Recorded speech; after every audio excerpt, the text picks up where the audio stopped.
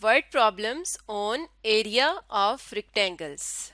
Area किसे कहते हैं? किसी भी शेप के अंदर जितनी जगह होती है उसे कहा जाता है एरिया।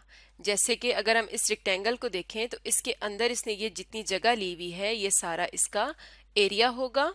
तो इस वीडियो में हम देखेंगे कि हम रेक्टेंगल्स के एरियाज को किस तरह से फाइंड करते हैं, उनसे रिलेटेड हम वर्ड प्रॉब्लम्स को सॉल्व करेंगे।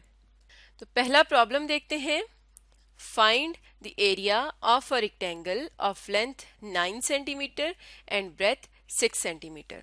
तो हमें एक रेक्टेंगल का एरिया फाइंड करना है जिसकी लेंथ दी गई है 9 सेंटीमीटर और ब्रेथ यानी उसकी चौड़ाई दी गई है 6 सेंटीमीटर।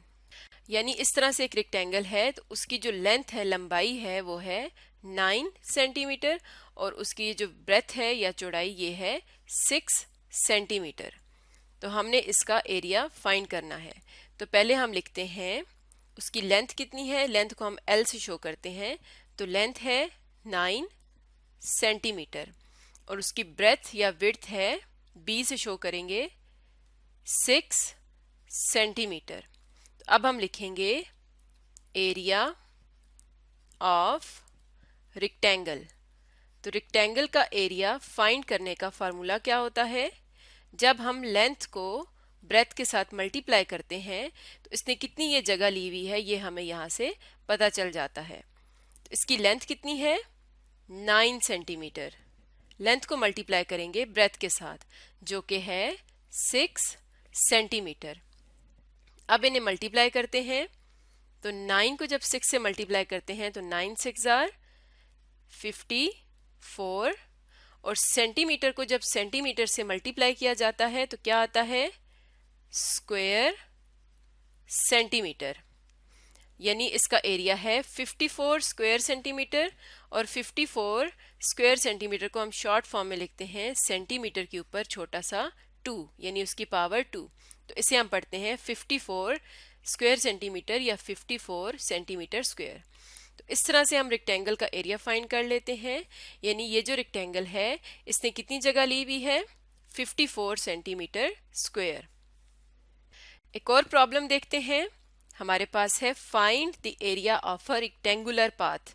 यानी एक रास्ता है जो एक रेक्टेंगल की तरह है विद लेंथ 40 मीटर्स। उसकी लंबाई है 40 मीटर्स और ब्रेथ 5.2 मीटर्स। यानी उसकी जो चौड़ाई है वो है 5.2 मीटर्स। तो हम यहाँ पर लिखेंगे लेंथ यानी L। तो L है 40 मीटर्स और उसकी ब्रेथ है, चौड़ाई है 5.2 मीटर्स। तो उस रास्ते का हमने एरिया फाइंड करना है तो हम लिखेंगे एरिया ऑफ पाथ। तो इसका एरिया क्या होगा? जब भी कोई रेक्टेंगल होती है तो उसकी लेंथ और ब्रेथ को मल्टीप्लाई करने से हमें एरिया मिलता है। तो area equal to length multiply by breadth. तो अब लेंथ कितनी है? 40 मीटर्स। इसको मल्टीप्लाई करना है 5.2 मीटर्स के साथ। तो मल्टीप्लाई करते हैं। 40 को मल्टीप्लाई करेंगे 5.2 के साथ तो यहाँ मल्टीप्लाई करके देखते हैं। 40 मल्टीप्लाई बाय 5.2 है।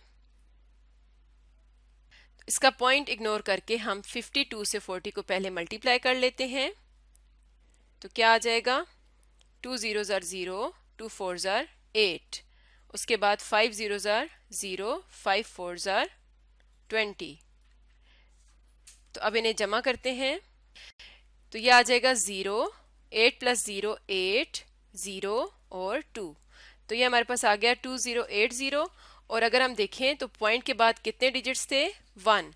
तो हम एक डिजिट से पहले पॉइंट लगा देंगे तो ये आ जाएगा 208.0। तो पॉइंट के बाद 0 लिखने की ज़रूरत नहीं है तो ये आ जाएगा 208। और जब मीटर्स को मीटर्स से मल्टीप्लाई करेंगे तो ये बन जाएगा स्क्वायर मीटर्स। या फिर इसे हम लिख सकते हैं 208 मीटर स्क्वायर। तो ये इस रेक्टेंगुलर पाथ का एरिया आ गया जिसकी लेंथ थी 40 मीटर और ब्रेथ थी 5.2 मीटर्स। एक और प्रॉब्लम देखते हैं। A park is in rectangular shape.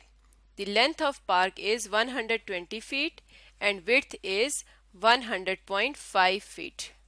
Find the area of park. एक पार्क है जो रेक्टेंगल शेप में है, उसकी लेंथ है 120 फीट और विड्थ है 100.5 फीट। हमें उस पार्क का एरिया फाइंड करना है। तो लेंथ यानी L, तो ये किसके बराबर होगी? 120 फीट। और विड्थ या ब्रेथ एक ही बात होती है, तो इसकी जगह हम लिख देते हैं W, या आ जाएगी 100.5 फीट। तो एरिया ऑफ पार्क, एरिया का फार्मूला क्या होगा? लेंथ मल्टीप्लाई बाय ब्रेथ या विड्थ। ब्रेथ और विड्थ एक ही चीज होती है। तो लेंथ कितनी है? 120 फीट। इसको मल्टीप्लाई करना है 100.5 फीट के साथ। अब हम इन्हें मल्टीप्लाई करेंगे। 120 को 100.5 फीट के साथ मल्टीप्लाई करना है। तो यहाँ पर हम मल्टीप्लाई कर लेते हैं। 120 मल्टीप्लाई बाय 100.5। तो अभी हम इसको इस तरह से मल्टीप्लाई कर सकते हैं कि अब हम 100.5 को 120 से मल्टीप्लाई करेंगे। हम इसके पॉइंट को इग्नोर कर देंगे। 5 zeros are 0, 5 twos are 10, 1 carry आ जाएगा।